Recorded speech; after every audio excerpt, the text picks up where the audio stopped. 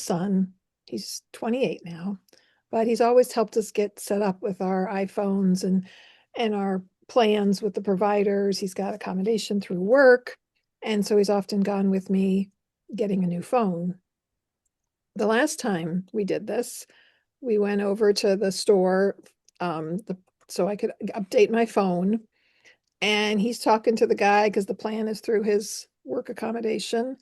And we're talking about things I want for the phone. And he was going to go pick some things up for me. He works at Best Buy, so he was going to go there. He could get some things like a screensaver, protector, stuff like that. Um, so we're in process, the phone's loading and all that. And he looks at the rep who's working with us and he's like, I'm going to run over, get some things from the store around the corner, and then I'll be back. And I'm sitting there like, are you asking him to babysit me? Like, I'm leaving my little mama here and I'm going to go do some things, but then I'll be back. And it just made me laugh. Like he felt like he had to take care of me. And I so appreciate all he does for us. I still remember the very first iPhone I got. Well, maybe it wasn't the first, one of the ones they were going to set it up at the store. And he's like, I'll do it for you at home or whatever.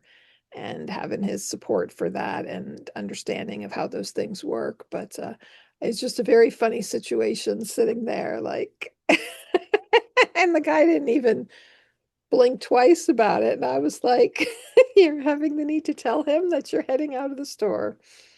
So do you find yourself in that situation where your kids are talking to you like, Mom, Dad, I'm concerned about your welfare, your mental state, your cognition, and are starting to Whether we're look out young for or you? old, yeah. I mean, I'm 56 years old, and it's kind of funny to have him looking that way, especially because I just finished helping my mom care for my dad till he passed, and my mom's in her early 80s, and so as we engage in these endeavors, Well, hello, this is Don, and this is Gina with Focused Healthy Family. and this is podcast number 198. And today we're talking about holiday get-togethers and maybe beginning a conversation with kids. So thinking about ourselves as we are aging, even in this, we might be in the midst of caring for an aging parent. Yet, what about us? How old are you? And we never know when things can happen. But first, Yeah, I'm going to do the tip for today, and today our tip is coming from. See if I can get my. it's blurring it Yeah, I know because it's it's because zooming in on your I now I face. got it in front of me. Caregiver 101, 101 ways to keep caregiving from making you crazy with Mike Collins. And this is tip number 84, and it's a caregive holidays number 5. It says, put Amazon and all those catalogs you get in the mail to work and let the postal or delivery services do the carrying. The more shopping you can do from home, the better off you are. It's easier, more convenient, and considering how stressful the crowded shopping malls can be at the holidays, take less of a toll on your stress level. Make a game of it. See how many of your gift responsibilities you can complete from one source. So that's one idea. I think online shopping is great. We do want to think about local and small businesses Yeah, to that's good. support them. But I can so relate to this. I went out, met up with my son's girlfriend. She's part of the family. And we went into like a Dollar Tree store and I was looking at some stocking stuffer things and I picked a few items up. And then I looked at the line. So this was Saturday afternoon. I'm someone who's worked weekends over the years, and so I'm not used to shopping on a Saturday. And the line was so long. I'm like, I'm not doing this. I'm not standing in this line. And it was just amazing. We went over to the department store where my youngest works and just seeing the lines there. And it's just like, wow, why do people go and stand in these really long lines? And it's funny because we live in kind of a small city, and other times of year going into these stores, it's very quiet. There's not a lot happening there. And I always wonder, how do they stay in business? Well, the holidays, right? Well, and also, just a little extra note of that. it doesn't hurt to get out once in a while too. Being at home, just ordering all the time, it kind of secludes you in the house, and we want to get out sometimes. Doesn't mean you have to do it all the time. Right. Going to small local businesses, local thrift stores, local shops, local bookstores can be a great way to support small businesses. So before we get into this anymore, I have a joke for you, Don. Okay. Okay. Why are Christmas trees bad at knitting? All the knitting goes on here. I don't know. They always drop their needles. What did one snowman say to the other who was complaining? Snowmen say to the other who was complaining. I didn't know snowmen complain, but okay. What did they say? Don't worry, you'll melt under pressure. I'm not sure I understand that one, but You should have read that one ahead of time. what do you call Santa when he takes a break? I don't know. Santa Paws. Santa Claus. Oh, you got one What do more? gingerbread men use when they break their legs? That sounds like something from that movie. I don't know. What did they use? Candy canes. Oh, I didn't think about that. What did the snowman say to the aggressive carrot? I don't know. Get out of my face. Do we get to rate these on the best to last here? 'Cause Yeah. Um, why did the little drummer boy put his drum to bed? trying to think of those songs, just if there's something in it, but I don't know. It was beat. Okay. The drum was beat. Yeah, I get it. Okay. What do you call a snowman with a six pack? A drunk. Um, I don't know. What do you call a snowman with a six pack? An abdominal snowman.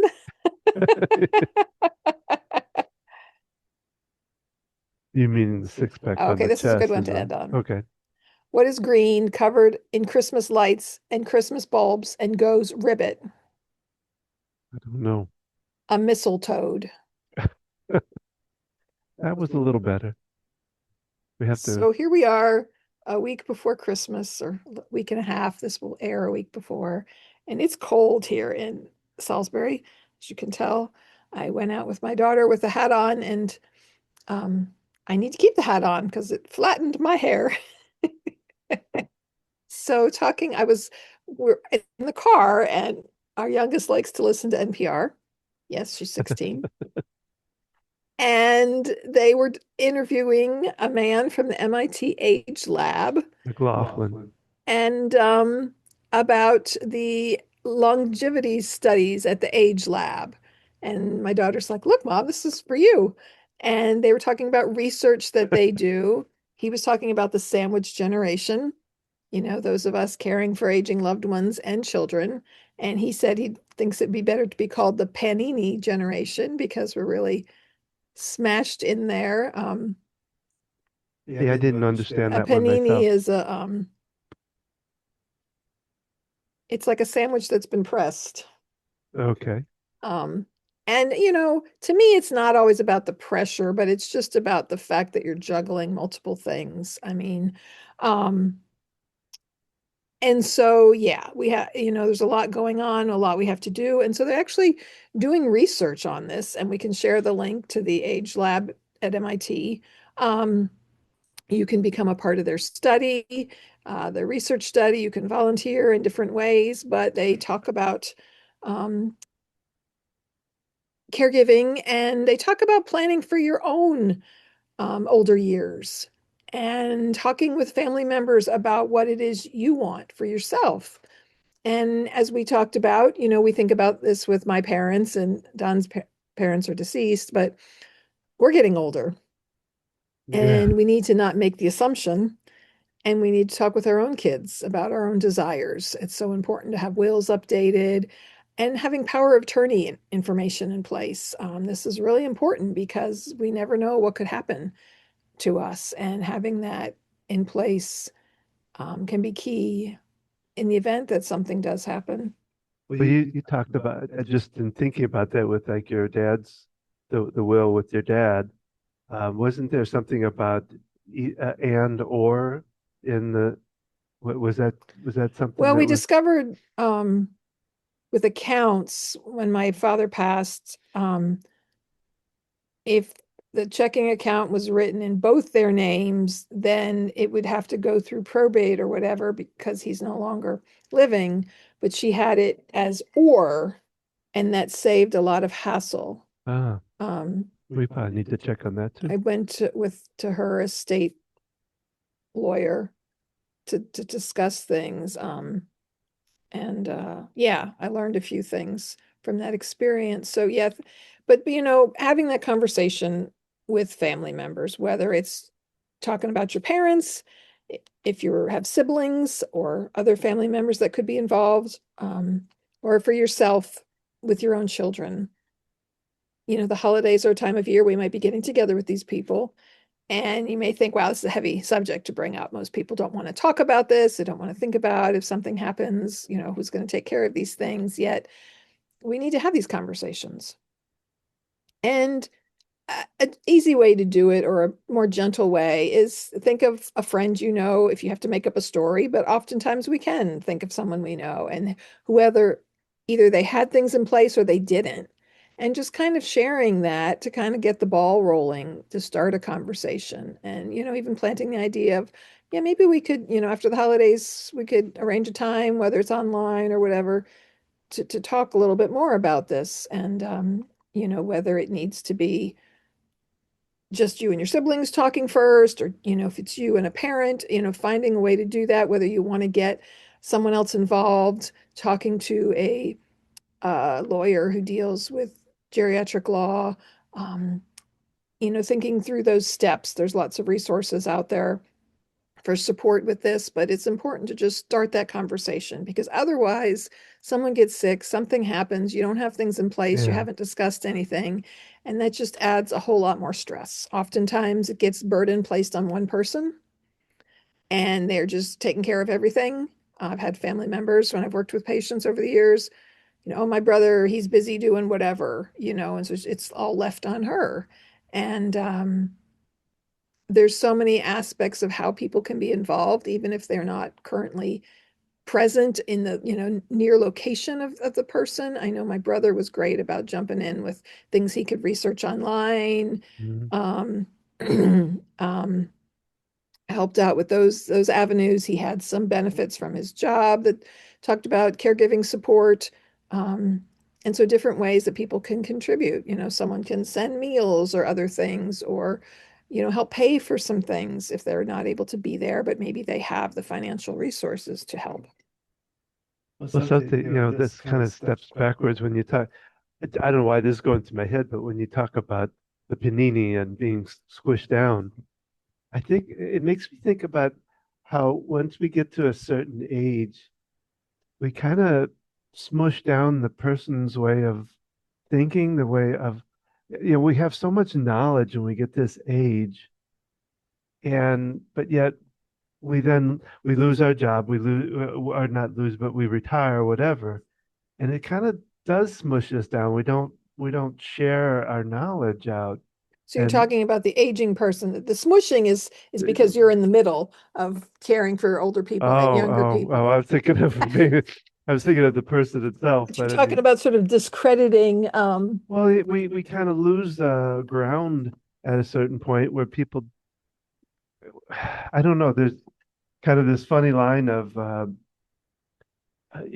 when for a father anyway, for the young age of the children, the father they tend to look at the father as not so smart, or whatever. It's when they get in their late 20s, early 30s, they start realizing the father is smart. But then when the father retires, it's kind of like it Yeah, goes backwards in a way. it I can don't know. shift. Yeah, I've had people complain that my kids are talking to me like, I'm Their the children. child, but I'm still the parent. Like they still that control that, it's about we all want that sense of independence. We don't want other people telling us what to do. Yeah. Yeah. And so, Well, it's like you talk about, going to the the AT&T store and your son leaves and tells the guy, I'm leaving my mom here, it kind of plays on that a little bit in a way. I mean, it's funny because we know our kids well and all, but it's still a little bit diminishing in a way. Well, it's more that he felt that responsible for me. Yeah, yeah, Um, and he was handling the information with the phone, but it wasn't that I wasn't capable. But talking about it before there's an issue, because when you're yeah, thrown into crisis with it, it's good to kind of put those feelers out there, and it can be a very difficult thing to discuss. Maybe your parent does not want to talk about this. Um, sorry. you lean to the side, but you could have flipped up your mic. Sorry. Yeah, Very loud nose blowing. Um, can't help it. This new thing is just Making your running my nose nose a run. little crazy here.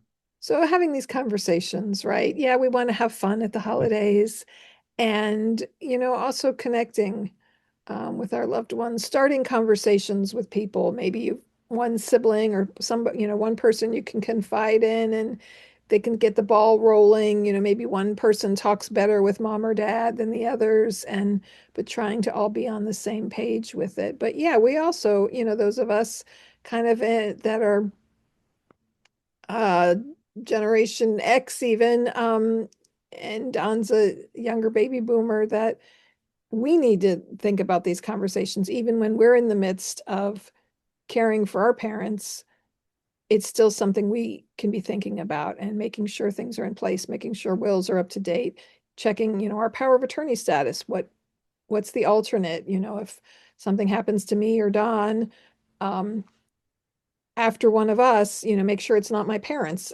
Make sure it's, our now adult child, or figuring that out. So kind of thinking about those things, and whether even it's just like, hey, we should get together and talk about this, making a plan, setting it up, um, to be able to move forward with that.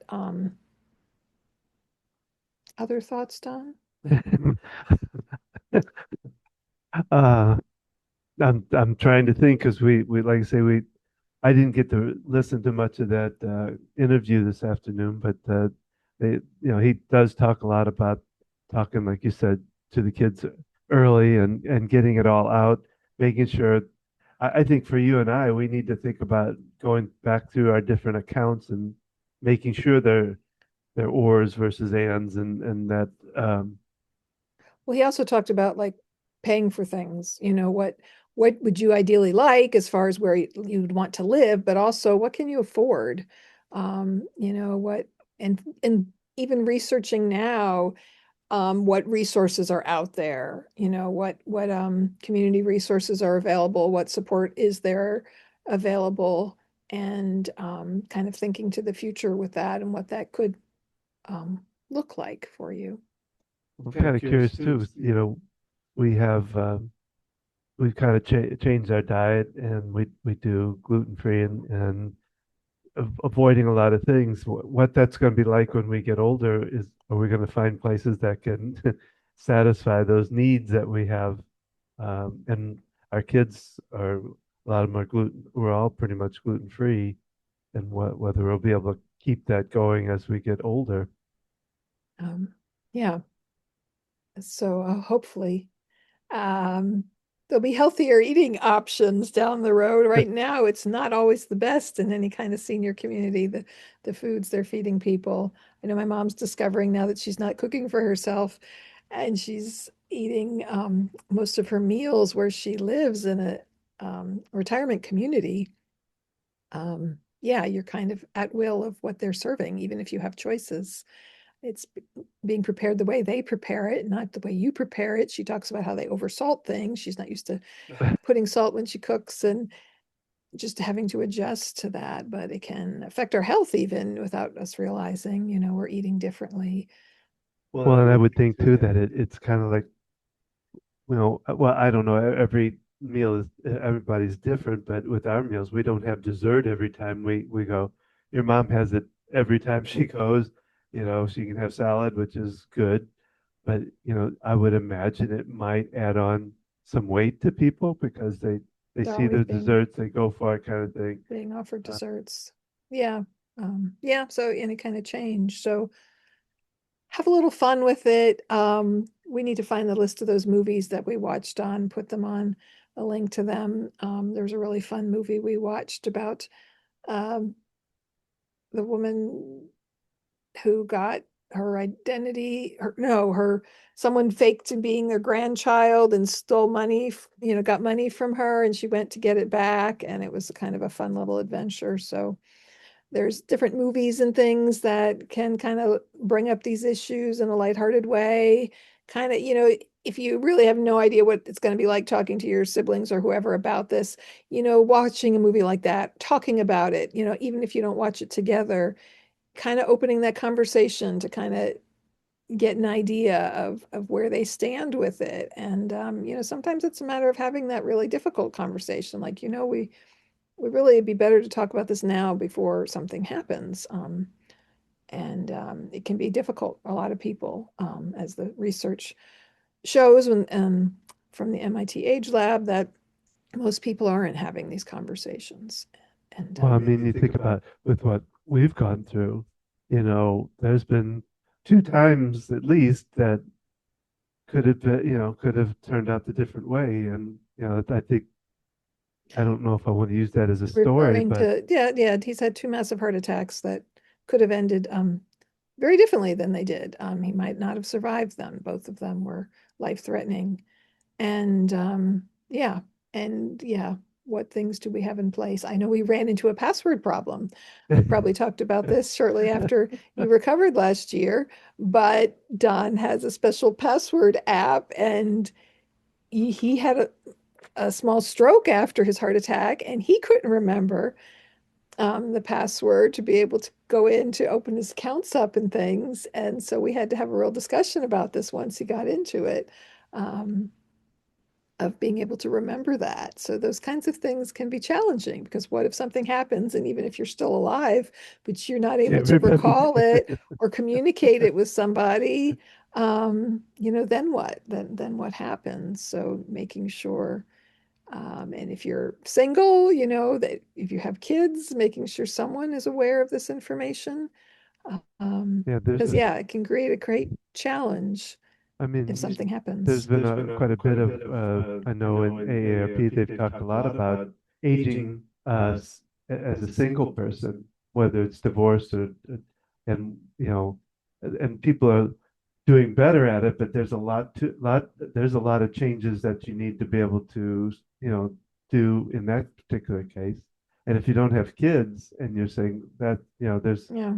so you got to find some way to be able to, so you're not, hey, we've heard, I can remember a couple of different stories I've heard of people that died and nobody knew it, and somebody finally, you know, got into the house or whatever and found them, but they were dead for a while, kind of thing. You don't want that to happen. And No. that, Yeah, because whether, I've got people I work with, it's their niece, that's in charge of their estate or their power of attorney or helps them out with things, who is it that you can have in place that you can count on? And oftentimes it happens by default, but, and it'd be great to kind of think through this ahead of time and have some conversations in advance. Um, and rather than, making that assumption, oh, our oldest son, he'll take care of it. Have a conversation. yeah, I know my mom discussed with us about power of attorney, the financial side, the medical side, and one of us helping with one and one with the other, and just kind of setting those things in place. But she did kind of discuss it with us. And I mean, it was brought to her attention greatly by, my dad's illness and caring for him. But it's important to take care of these things because, I mean, life can turn on a dime. But on a lighter note, when you're getting together this holiday season, whether you like gaming or not, I thought I'd share one of our new family favorite games. It's called Quicks. It's a dice game, and it's so much fun. One of my daughter's friends introduced it to her, and we've been playing it regularly. This is the regular version. Um, but it comes with these colored dice and regular dice, and you roll, and you have to achieve five in a row in order to earn special points, but having fun little games. They're quick, easy little games for people to play. There's different card games out there. It can be so fun as a way to connect with other people and can be a great opportunity for starting conversations and, bringing things up lightly while you're in the midst of doing something fun. Well, and you're gonna have to think of the name, but I'm a Scrabble person, but now there's the other one that Harrison introduced to us, where you put the different colored blocks and they have to match them Yeah, and Quirkle. Quirkle. That's a It's a colors and shapes. It's kind of like Scrabble, but with colors and shapes, and it's a lot of fun. It takes a little bit longer to play that game, but yeah, there might be games that people don't aren't traditional games that play a little differently, but they also really involve our cognitive skills, which I'm always telling people we need to exercise our brains just like we need to exercise our arms and legs and other parts of our body. So, but fun little games, teaching grandkids getting different generations involved together with these games can be a lot of fun. Um, Red 7 is another fun one. We haven't played this in a while, but um, it's a card game with the rules are changing and based on the card that you play. And so you really have to pay attention, be quick on your feet, and always, there's the old standards, just basic card games. There's Uno. I know with my dad was a great part card player, but when his cognition declined, I pulled out the Uno cards because it was something that would be simpler that he could follow and keep up with when his cognition was such that he couldn't continue to enjoy the other card games like he did. There was another golf game my mom found. It was well, a there's fun always game. Yahtzee, which gets you in the numbers game and getting Hmm. your numbers straightened up. And then there was the one where we had the colors, we had a Hues whole and clues.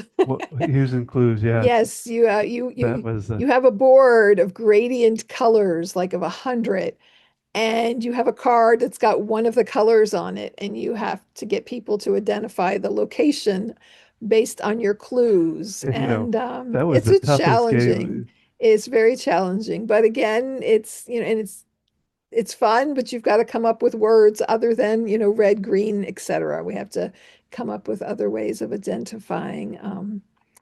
Yes, and that's kind of a fun little guessing game with each other. Of course, there's the old standards like Clue or Monopoly. Bringing back some games that you played as a kid that you could play, with other family members. Monopoly, you almost need a total separate room to set up so you could go day by day. And because if as a child, my gosh, when we played Monopoly, Vic and I would play, and we had a whole downstairs, so we could put it there and leave it there. We didn't have animals and we would play for sometimes 1 or 2 weeks on a game until it finally settled out. One of us bankrupted or whatever. But it's a fun game to play, but it doesn't end in one day, or at least if you want to go the whole game You guys gambit were of it. playing after school kind of thing every day, and Yeah. depending on how much time you had. But yeah, there's quick games that are short and easy to play. There's also online gaming. We've talked about this before. Um, but some of our favorite are the Jackbox games that you Mhm. go online to play, and we've done it with people from multiple locations and can be just a lot of fun. Um, and we've even gone online over Zoom and played quicks together. Someone found an online dice roller, and um, one person did the rolling via the computer assisted dice rolling, and we each had our scorecards separately. So, there's different variations of some different games. Our youngest has made up extra scorecards for one of the games just to save on having to purchase those. Um, kids making up their own games. Our kids did that when they were little, gifting them blank cards, kind of index cards or other things to design their own game. It can be fun creativity to do things like that. There's so many different games out there now, even for people who you think don't like games. And then, of course, bringing back those other ones like backgammon or checkers or chess or, that's a good way to incorporate different generations engaging with each other. Um, grandpa teaching his grandson playing chess or granddaughter or whatever the combination is. But Well, they're Well, they're good good gifts gifts too. too. Plus, Plus, they they have there's different companies out there that make special ones for like uh, special needs kids and things like that that can be helpful too. yeah, and there's games that are conversation starters. Growing up as a kid in the 70s, my parents had the Ungame, and it wasn't a game where you win or lose, it was all conversation starters. And there are other games like that now that kind of help engage with family members. And so, um, some of my favorite are the we have to guess what cards the person will pick. Kind of guessing what their likes and dislikes are. There's a few different games like that. The names are not coming to me currently.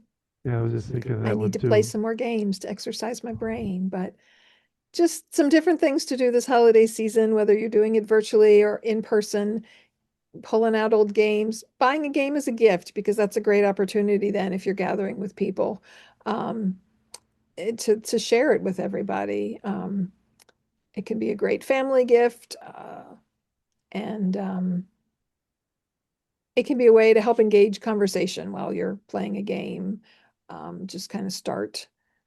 Well, we used to, as I was older, I got together with my brother and his wife's family, and we used to play Pictionary. Um, but we did it, um, actually wasn't Pictionary. It was, Win, we'd take lose. two encyclopedias, I mean, which we don't have that much anymore, but and we'd look for the strangest word in the dictionary you didn't think anybody else would know. Encyclopedia or a dictionary? Well, I guess yeah, it could be. I'm sorry, it could be a dictionary. But you look for the strangest word, and your team would have to write descriptions for it, and one person would write the right description, and the other team had to guess what that What the word actually means. which one was the right answer. We had a blast with that, and now I don't know. I guess you could get online to a dictionary or Jackbox something. game has a game like that, but there's other games similar to it. Um, yeah, the other one we kind of re-brought out that we hadn't played in years, um, where you roll the letter and you have categories of things that you have to fill in. Um, Oh boy. You're asking me, the memory person that doesn't have that memory. where's the game? It might be sitting out here. But yeah, there's a die with different letters of the alphabet, and there's cards with like 12 categories. And so if you roll a W, everyone's got to fill in Let me see a if it's word for each category with that letter. And there's a timer, we it's often use twice the time categories. categories. Yeah, it was a game we played years ago before we had kids when we get together with my family, my brother and sister, and there were significant others of my parents, and then we've re-brought it out recently. And I know my mom said she, finds it challenging now coming up with words with these different letters. So it's a great brain game. Yeah. Um, and so different ways to engage with others, start conversations, have fun, do something different. Um, Reach outside your comfort zone a little bit, but spend time with your loved ones, but think about starting those conversations. So I hope you've enjoyed this podcast today. We're glad that you joined us here. We'd love to hear from you. Leave us a comment, like, subscribe to our podcast, share it with someone you know, whether it's this particular podcast or another one that you've heard or listened to of. If you know someone else who might be interested in learning more, listening to us, please share it with them. If there's things you want to hear more about, let us know. We'd love to discuss those topics and find people to share more insights and information and resources with you. We're here to guide you on your journey as you're caring for your family and your aging loved ones. Answering questions, as my background as an occupational therapist, Don is an EFT tapping practitioner. You can see online tapping examples and sessions with links in the website. And come the new year, he'll be doing his Tuesday evening tapping again. So be on the lookout for that. You can learn all about us at focusedhealthyfamily.com. You can go to Facebook at Focused Healthy Family, Instagram, Focused Healthy Family 1, YouTube. You get to watch us in addition to hearing these podcasts on YouTube at Focused Healthy Family. Join us every Thursday where we engage in a discussion, a conversation about a topic, or we interview a guest. We've had several interviews lately, and those have been particularly fun for us and different topics that are covered. So join us. FocusedHealthyFamilyPodcast.com is another way to access the episodes and share it with people. And wishing you the safest holiday season as you travel or getting together or having extra responsibilities this holiday. And remember, how you speak to your children and your loved ones today shapes their future and yours.